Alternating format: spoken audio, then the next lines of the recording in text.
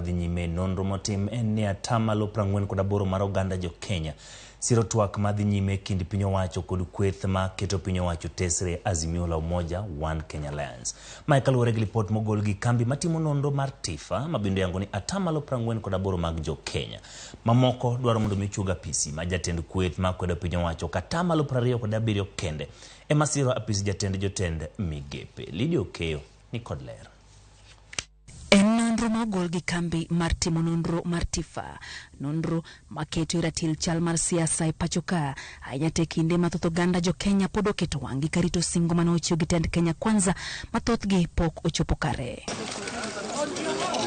E kinde matwak mar kelo winjruok e kind Kenya Kwanza gi kweth maketo piny owacho tesre dhi mbele e kar bagoromo ma Bomas of Kenya, nonro mar Tifa nyiso ni atamalo 48 mar oganda jo Kenya siro twak makamano. Atamalo 19 kwedo twagno ka atamalo 13 nitie akerekeke ka ok gisir twagno bende ok gikwede. Atamalo 48 mar oganda jo Kenya ni kod yie ni twagno biro nyago lemo ka atamalo 21 wacho ni twak makamano ok bi konyo oganda jo Kenya kata matin.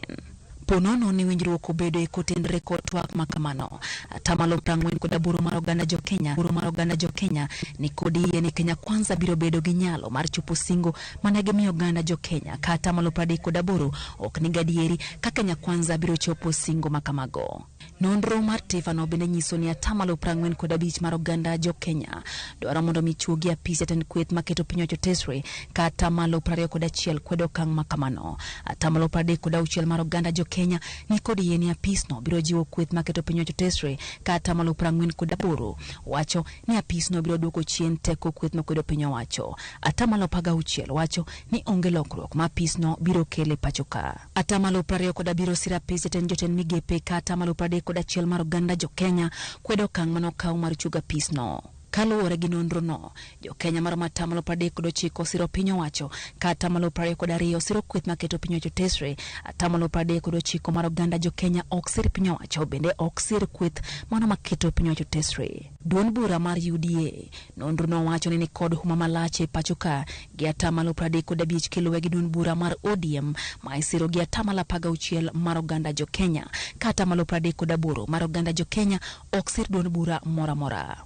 Report mar nonro mar Tifa ni bire kinde mamoko kuom jo siasa ma pacho ka wachore ni chalo ka gima ndhogo twak mathoth oganda jo Kenya geno ni biro kweyo liet mar siasa e pacho ka.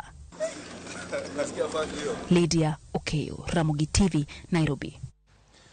Moko kuom jotend migepe mag piny owacho koro yango